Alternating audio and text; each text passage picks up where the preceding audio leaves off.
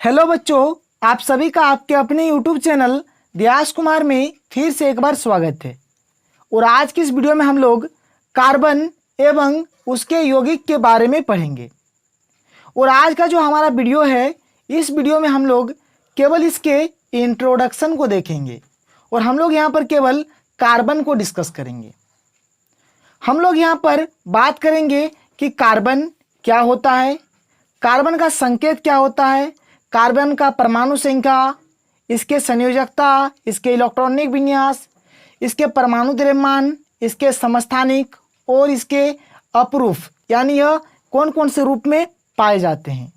इन सारे चीज़ों को हम लोग आज की इस वीडियो में डिस्कस करेंगे। तो चलिए सबसे पहले बात करते हैं कार्बन। कार्बन, ये जो आप चित्र देख रहे हैं, ये चित्र कार्बन का है, ठीक है। अब देखिए, अगर हम लोग आगे देखें तो कार्बन का संकेत यानी कि प्रतीक, जिसको हम लोग इंग्लिश से कहते हैं सिंबल, तो कार्बन का संकेत क्या होता है? सी होता है। कार्बन का परमाणु संख्या 6 होता है और इसका इलेक्ट्रॉनिक विन्यास के कक्ष में 2 इलेक्ट्रॉन और एल कक्ष में 4 इलेक्ट्रॉन होता है, यानी कि इसका इलेक्ट्रॉनिक विन्यास 2 और 4 होता है। अब देखिए, बाहरी कक्ष यानी कि अंतिम कक्ष में इलेक्ट्रॉनों की संख्या कितनी है? 4 है। इसीलिए इसके संयोजी इलेक्ट्रॉनों की संख्या कितनी है? 4 है। यानी संयोजी इलेक्ट्रॉन की संख्या कितनी है? 4 है, ठीक है। अब जैसे कि मैंने आपको धातु एवं अधातु में बताया था कि अगर बाहरी कक्षा में इलेक्ट्रॉन की संख्या 1, 2 और 3 हो तो उसको धातु बोलते हैं, और अगर 1, 2, 3 न रहे तो वह क्या होता है? अधातु होता है। तो जैसे कि आप यहाँ पर देख रहे हैं कि संयोजी इलेक्ट्रॉनों की संख्या कितनी है? 4 है। तो कार्बन हमारा क्या है? अधातु है, ठीक है। अब देखिए आगे अगर देखें, जैसे यहाँ पर संयोजी इलेक्ट्रॉन की संख्या 4 है, इसीलिए इसका संयोजकता भी क्या हो गया? 4 हो गया। कार्बन का परमाणु द्रव्यमान 12 होता है। और इसके अगर समस्थानिक को देखेंगे, देखिए समस्थानिक क्या होता है? एक होता है समस्थानिक, एक होता है संभारिक। आप दोनों के नाम को अगर देखेंगे तो आपको सारा चीज समझ में आ जाएगा। एक में क्या है? समस्थानिक। सम मतलब क्या? समान। स्थानिक मतलब स्थान, यानी जिसमें समान स्थान होगा। और एक होता है समभारिक। सम मतलब समान और भारिक मतलब भार, जिसमें भार समान होगा। अब समस्थानिक मतलब क्या हो गया? कि जिसमें परमाणु संख्या समान होगा लेकिन परमाणु द्रव्यमान समान नहीं होगा, यानी कि परमाणु द्रव्यमान भिन्न होंगे, यानी परमाणु द्रव्यमान अलग अलग होंगे। समस्थानिक में क्या होंगे? कि परमाणु संख्या समान होंगे और परमाणु द्रव्यमान अलग अलग होंगे। जबकि संभारिक में क्या होगा? परमाणु द्रव्यमान समान होगा लेकिन परमाणु संख्या अलग अलग होगा। तो कार्बन के अगर समस्थानिक को देखेंगे तो परमाणु संख्या तो वही रहेगा, C6, तो इसका एक समस्थानिक होता है C12 और एक होता है C14, यानी कि C12 और C14। यानी देखिए यहाँ पर भार में चेंज है जबकि परमाणु संख्या में कोई चेंज नहीं है, तो इसको हम लोग बोलेंगे समस्थानिक। अब देखिए, अब हम लोग बात करेंगे अपरूपता, यानी कि एलोट्रॉप्स क्या होता है, ठीक है। तो चलिए हम लोग डिस्कस करते हैं अपरूपता के बारे में। अपरूपता के बारे में पढ़ने से पहले आप एक चित्र को देखिए। अगर आप इस चित्र को देखेंगे तो इसमें 3 भगवान हैं। पहला कौन है? कृष्ण जी, दूसरा विष्णु जी और तीसरा श्री रामचंद्र जी है, ठीक है। आप सभी जानते हैं कि जो कृष्ण है वही विष्णु है, जो विष्णु है वही राम है, यानी तीनों, ये जो तीनों है, तीनों को मतलब अलग अलग समय में अवतार लिए हैं, लेकिन ये तीनों भगवान क्या है? एक ही है। बात समझ रहे हैं? ये तीनों भगवान अलग अलग समय में अलग अलग रूप में अवतार लिए हैं, लेकिन ये तीनों भगवान क्या है? एक ही है। बात समझ रहे हैं? क्या कहा जा रहा है कि ये जो तीनों भगवान है, कृष्ण जी, विष्णु जी, श्री रामचंद्र जी, ये तीनों भगवान क्या है? एक ही है, लेकिन ये अलग अलग समय अलग अलग रूप धारण किए हैं। तो यही कंसेप्ट है अपरूपता का। अपरूपता का भी यही कंसेप्ट है। क्या कंसेप्ट है? देखिए, अपरूपता यानी कि एलोट्रॉप्स क्या है? किसी तत्व के विभिन्न रूपों में पाए जाने की गुण को अपरूपता कहते हैं। यानी कोई तत्व है वो क्या होंगे? अगर विभिन्न रूपों में जब पाया जाता है, यही गुण को हम लोग क्या बोलते हैं? अपरूपता बोलते हैं।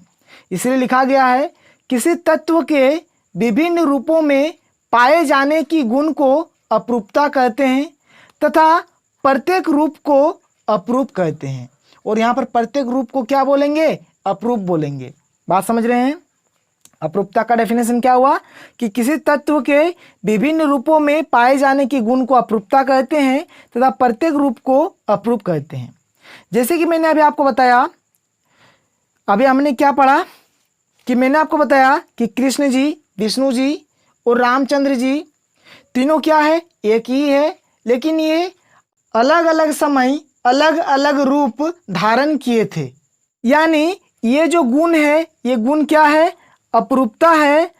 और प्रत्येक रूप को, यानी जब एक बार श्री कृष्ण का रूप लिया था और एक बार जब श्री विष्णु जी का रूप लिया है और जब एक बार श्री रामचंद्र जी का रूप लिया है, इन तीनों रूप को हम लोग क्या बोलेंगे? अपरूप बोलेंगे। और इस गुण को हम लोग क्या बोलेंगे? अपरूपता बोलेंगे। ठीक है, ये आप समझ गए। अब चलिए हम लोग बात करते हैं कार्बन में कि कार्बन में कौन कौन से अपरूप है। यानी अब हमारा टॉपिक क्या है? कार्बन के अपरूप, यानी कि एलोट्रॉप्स ऑफ कार्बन, यानी कार्बन के अपरूप के बारे में पढ़ेंगे। तो देखिए, कार्बन का 3 अपरूप है। क्या क्या है?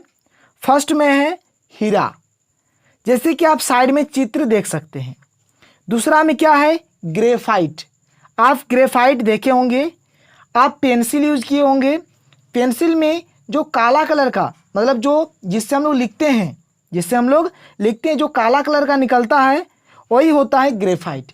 या फिर आप बैटरी में भी देखे होंगे कि एक काला कलर का एक छड़ी टाइप का निकलता है, जब आप बैटरी को तोड़ देंगे तो वही होता है ग्रेफाइट। जैसे कि साइड में आप चित्र में देख सकते हैं कि एक काला कलर का एक पट्टी है, या फिर आप काट पेंसिल में, यानी कि पेंसिल में तो आप जरूर देखे होंगे। ठीक है, फिर तीसरा हमारे पास क्या है कार्बन का अपरूप के रूप में? फ्लोरीन। फ्लोरीन भी क्या है? कार्बन का अपरूप है। तो ये रहा कार्बन का अपरूप। क्या क्या हो गया? हीरा, ग्रेफाइट और फ्लोरीन। तो चलिए हीरा, ग्रेफाइट और फ्लोरीन के बारे में अच्छे से समझते हैं। तो चलिए सबसे पहले हम लोग बात करते हैं हीरा। जो आप साइड में चित्र देख रहे हैं, ये चित्र हीरा का है। और देखिए साइड में क्या है? हीरा का संरचना भी बना हुआ है, लिखा हुआ है हीरा की संरचना। और हीरा की जो ये संरचना है, ये संरचना का जो आकृति है, इसका आकृति यानी ये कौन से शेप में है?